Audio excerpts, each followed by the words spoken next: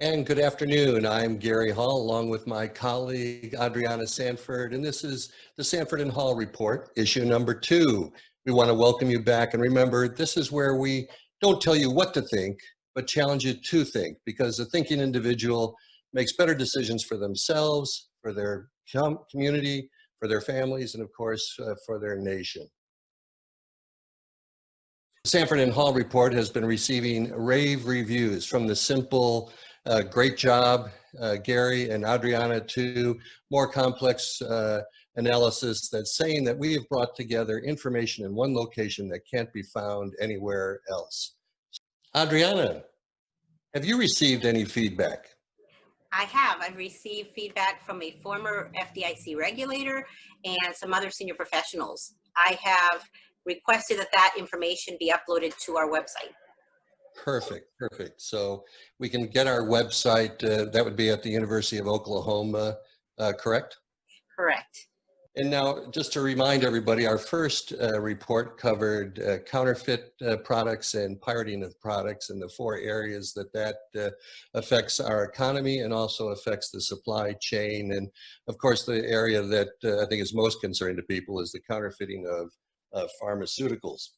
And also, we learned that counterfeiting and pirating of goods has a greater return on investment than trafficking in drugs. So therefore, to counter losses or to expand gang portfolios, they do both trafficking in drugs and counterfeit goods. And I think today's report brings us to the third leg of gang activity, whether those gangs be local, international, or terrorist organization, and that is in human trafficking. Unfortunately, a lot of people don't really understand what human trafficking or modern day slavery is, or they don't believe that it's in their community, in their neighborhood. And what we're here today to show is exactly how this does seep into our communities and how it does seep into your company. According to the International Labor Organization and the Walk Free Foundation, more than 40 million people globally in 2016 were victims of slavery, human trafficking, forced labor, and slave-like practices. And according to the Bureau of Justice on Human Trafficking, cases reported between 2008 and 2010, a 2-year period, sex trafficking victims were more likely to be white or African American compared to labor trafficking victims who were more likely to be Hispanic or Asian. And in fact, 1 in 4 victims were children. So that's approximately 25 million children that were forced into labor conditions, which is a horrible fact. And some people think that doesn't occur in the United States, but it surely does. 70% of those are women. Yes. So it is a unfortunate situation, and a lot of times it's very, very difficult to get out of it once you've been pulled into it. As I said, this is the 3rd most lucrative business, if you will, for gangs and international terrorist organizations and crime syndicates. And in 2017, we estimate that 16 million victims are in forced labor in the private sector, including in manufacturing, construction, mining, and agricultural. The rate of modern slavery is highest in Africa, followed by the Asian Pacific region. But the common misconception is that this only takes place outside of the United States, when in fact there's about 200,000 cases every year in the United States, and California being consistently the highest human trafficking rates in the United States, where 1,500 cases in California reported in 2019. So Adriana, how did we get here? You've had a great deal of experience in this area, both in your legal background and in your compliance background, working both nationally and internationally. How did we get to this, and how do we combat human trafficking? Steer away from that script and give a catch-all question. I have had experience with this when we're doing compliance reviews. And I would say that one of the most important things, if you are in a legal position or actually you are conducting a compliance review, is don't just accept that script that's been written for you. Don't just send out that script to all the subsidiaries and all the affiliates. Do your job and ask questions. You know, one of my favorite questions that I always put at the end of my scripts was, is there anything that you know that I don't know that I should know? A catch-all question, because that allows people in those countries to actually come forward and say, yeah, there is something going on. And too many times, you know, individuals, professionals are doing their job way too quickly, and they just send out that script hoping it comes back quickly and not really doing the work. The problem with that is the laws are changing in a lot of countries, and to the extent you don't know what's going on in your supply chain and they find this, the company is actually going to be liable. So you need to take that extra step, and you need to actually ask questions. You need to look out for certain flags. For example, is this a multi-level situation where you've got maybe a broker in between, a third party in between? Or is this a country where your product deals with raw materials and it is a very poor country? Again, that's a red flag. There's, depending on your industry, depending on your region, there are going to be those tough questions that you need to ask. Make sure that what you're asking for is attainable. Because if you are asking for something at a very cheap price or a very short time frame, chances are somebody is going to cut corners, and that's when these situations happen, especially when you're overseas. And right, that goes to the supply chain element of human trafficking. Is like you said, a competitor has bid for a low price or for a fast timeline, and therefore they go to a supply chain that isn't necessarily ethical. I think what you've just explained about audits and scripts is that it takes real commitment from an organization, from a company or corporation, to not just meet the bare minimums of a compliance audit, but to go deep. And like you said, ask those extra questions. Mm-hmm. And especially we're now reaching that era of self-policing and managing these issues, because the laws in other countries have teeth, and they actually are at a point where the extraterritorial reach does reach those companies here in this country. So you want to take those steps, and you want to make sure that you're actually complying. Not to mention the customers are demanding it. You know, you'll lose your business if you're not complying. Correct. Our last segment was on the trafficking of counterfeit. Here, if we look at it, a lot of those products that are made that are counterfeit are made in poor working conditions or are made with children. Correct. Now, I think human trafficking in the United States falls into different categories, and I think we need to look at some of these establishments, whether they be massage parlors or reflexology or things of that nature. I mean, we just saw this past year a owner of a major NFL franchise get caught having sexual activity in one of these massage parlors, and people might think it's a victimless crime, but most likely those workers are indentured or slave. Am I correct? Well, and if they're from another country, what happens is sometimes they hold on to their passports. They make it very, very difficult. They intimidate those individuals, and so they don't feel that there is an opportunity to leave. Yeah.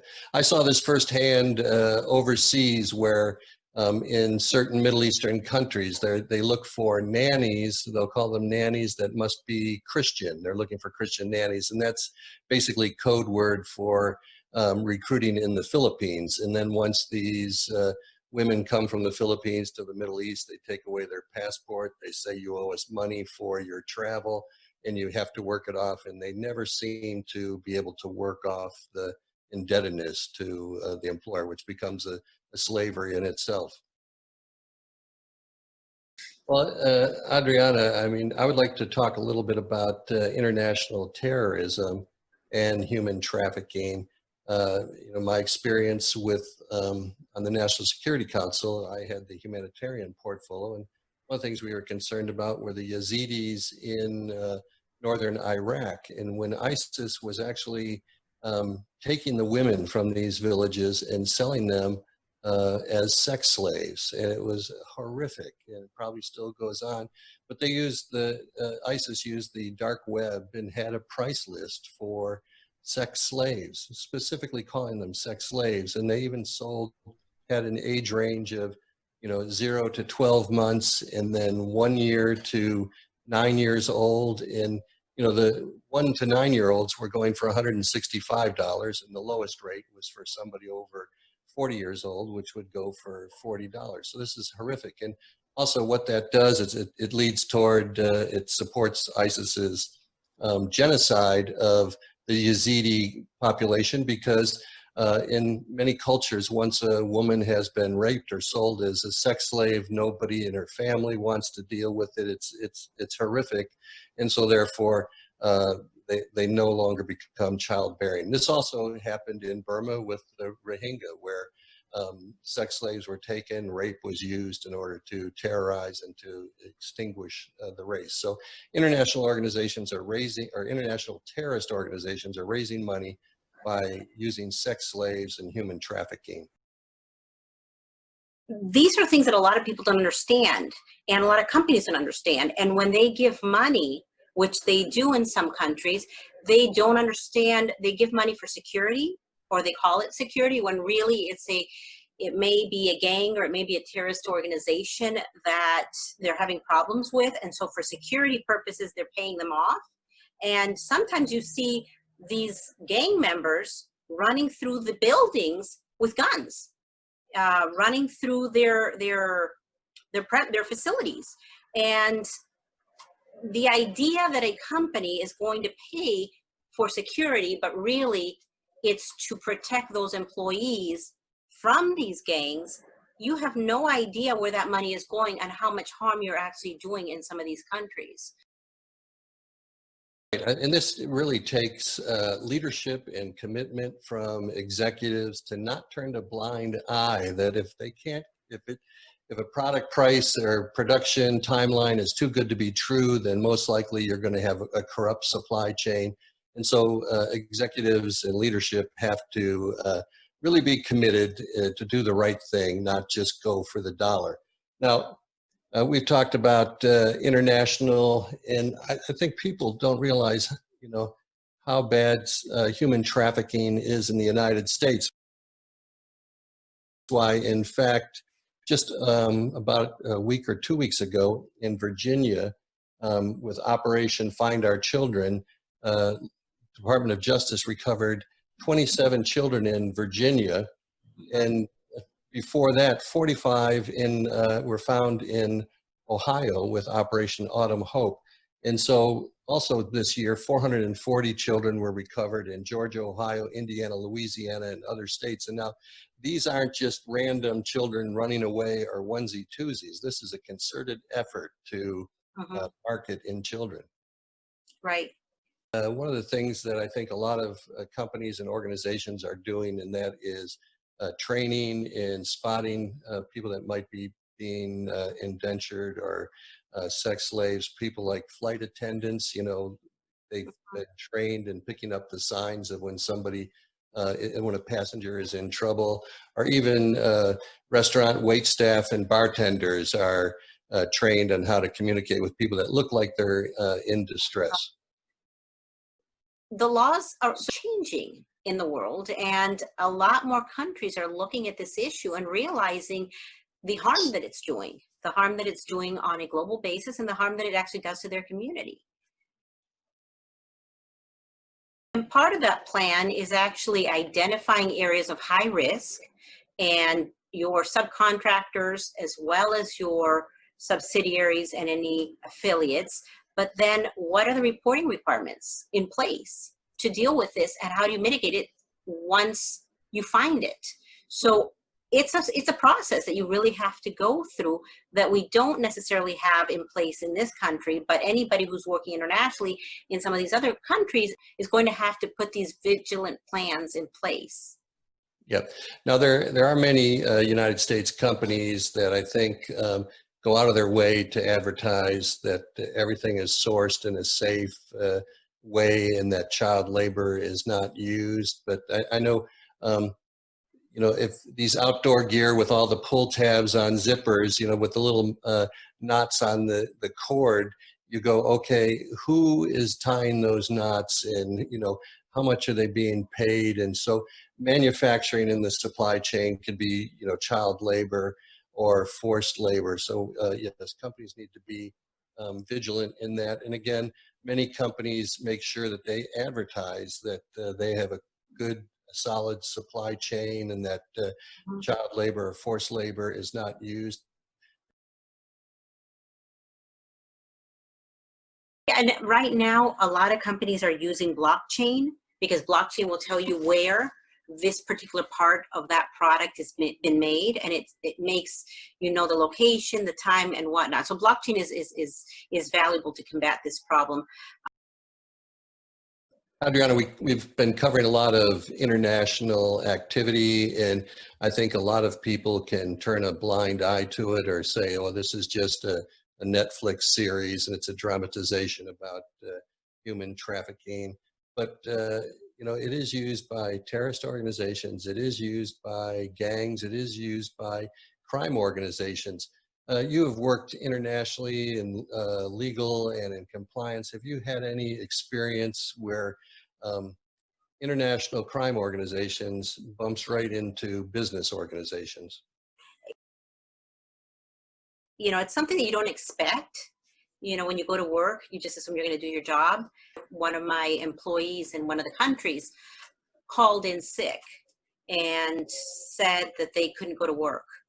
Now, usually you expect them to tell you, you know, their dog, an issue with a baby, an issue with, you know, just about any excuse. But what you don't expect is that somebody slashed their mattress. And when I heard that, I thought, okay, this is a little bit odd. You know, your mattress was slashed, sure, you know, deal with what's going on at home. And I thought it was maybe domestic violence. I wasn't really sure what's going on. About 2 days later, another employee from that same country called and said that they couldn't come in because their mattress had been slashed. By the time I got the third call with mattress slashing, that's when you realize, okay, this is clearly an issue, and this is clearly something internally that we need to deal with because there's something going on. You start to realize we need to look deeper. On another occasion, in the middle of an investigation, one of my employees actually had a hole in his head, and he was actually shot. He survived. But these are issues that we don't necessarily see or face in this country. But when you're dealing internationally, it's very dangerous. Absolutely, absolutely. It must have been horrific and unnerving to work in that environment. And not to be able to do much to help them. Right, right. So we've discussed this, and that we think it's the third, I'll call it the third leg of crime organizations, with drugs being number one, counterfeit and pirating number two, human trafficking number three. And it's a worldwide crisis, and the private sector plays a pivotal role. You know, it's about $150 billion per year problem. Some countries fail to notice the increased impact that modern slavery has on the global economy. And legitimate businesses, sometimes directly or indirectly, reap economic benefits unwittingly being affiliated with supply chains or unscrupulous operators that exploit their workers. And so we need to be concerned about forced labor, human trafficking in the supply chain, because it remains an important issue for most consumers, with respect to companies being proactive in identifying and addressing the risks. You talked about you know, risk management, and that is, you have to identify the magnitude of something happening and the probability of it happening, and putting in training or other mitigating actions in there to prevent you know, use of forced labor, slave labor. And having a grievance mechanism that actually works, and looking at those, you know, really inspecting what's going on, taking the time, but taking it to the next level and asking those difficult questions. And I think when we start taking those steps as senior executives, and if you happen to be in another type of a role, when you actually start reporting these types of situations that really makes a difference. It makes a difference for our companies and in our fight against terrorist financing. Right. Corporations need to have a absolute zero tolerance policy when it comes to indentured workforce, human slavery, things of that nature. I mean, it's got to be a commitment from the top and all the way through the chain of command, right down to the line supervisors. Mm-hmm.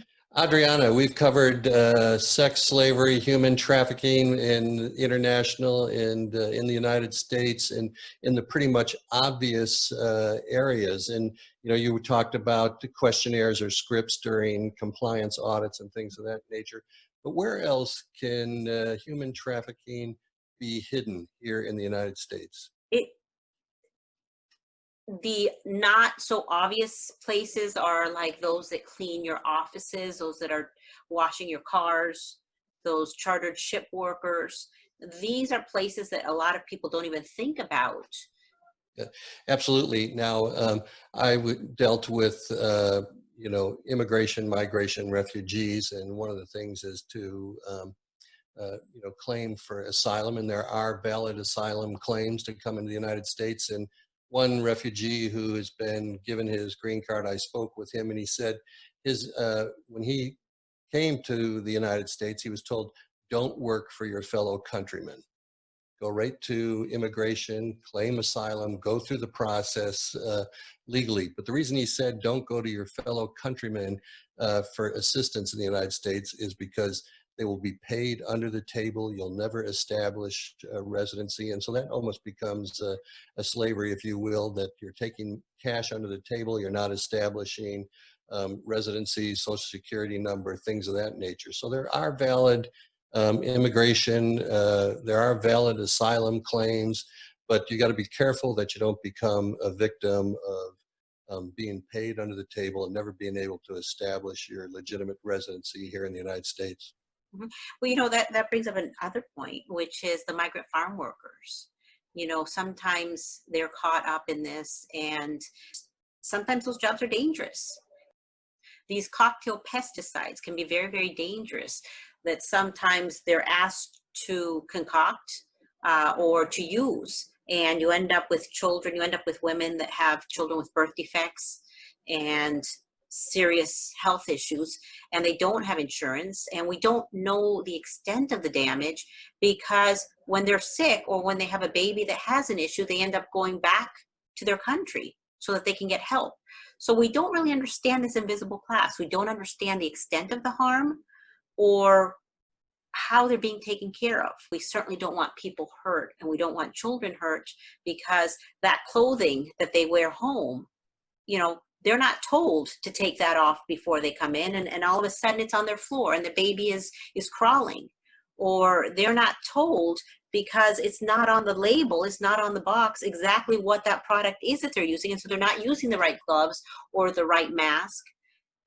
So these are all serious concerns. Additionally, living close to a location that is using a pesticide concoction can cause, in children, lymphoma and leukemia.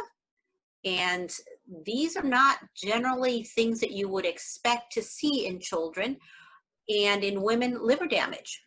You see liver damage in a woman, in a migrant worker, you have to ask, has this woman been near a cocktail pesticide concoction? Yeah, absolutely.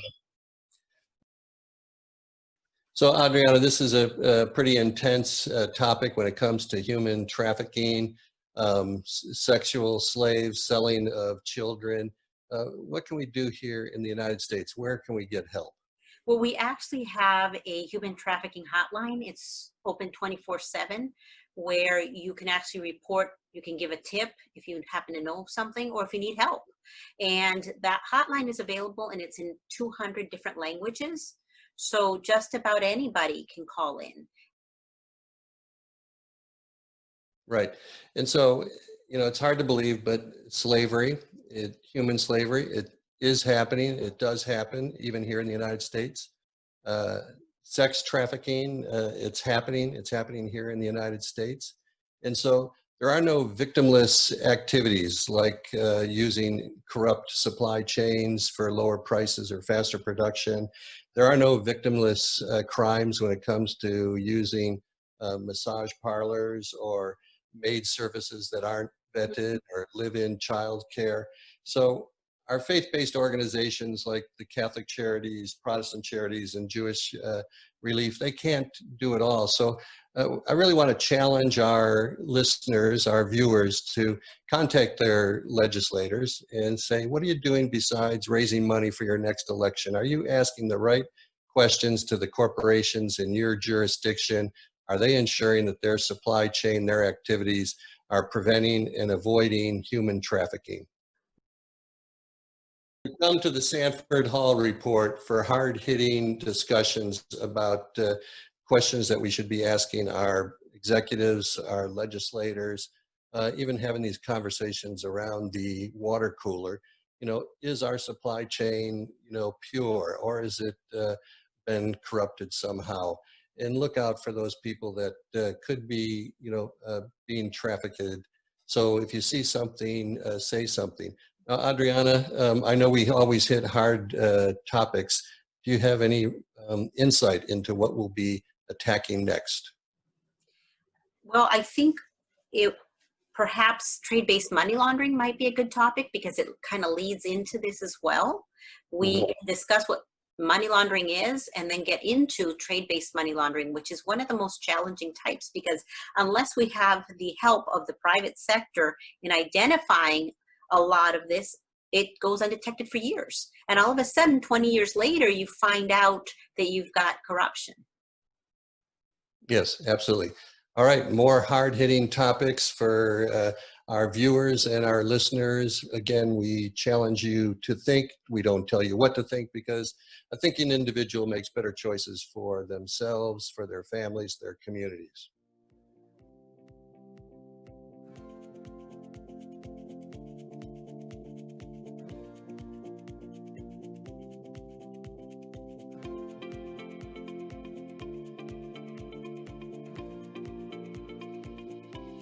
Is it also taking into consideration the competing standards from abroad?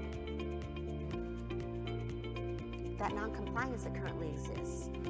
Or is that going to continue? Es una preocupación que tiene toda la Unión Europea, porque muchas de estas compañías tecnológicas tienen el poder. México es diferente acá, ¿no? Está cambiando. Comparándolo con Europa. Sí, Europa es mucho más restrictivo. Parecía pero que sea un poco diferente y que sea regulada por los gobiernos o respaldado por los gobiernos. Justamente esto pasó aquí en Estados Unidos porque no tenemos las mismas regulaciones y no tenemos las mismas protecciones con respecto.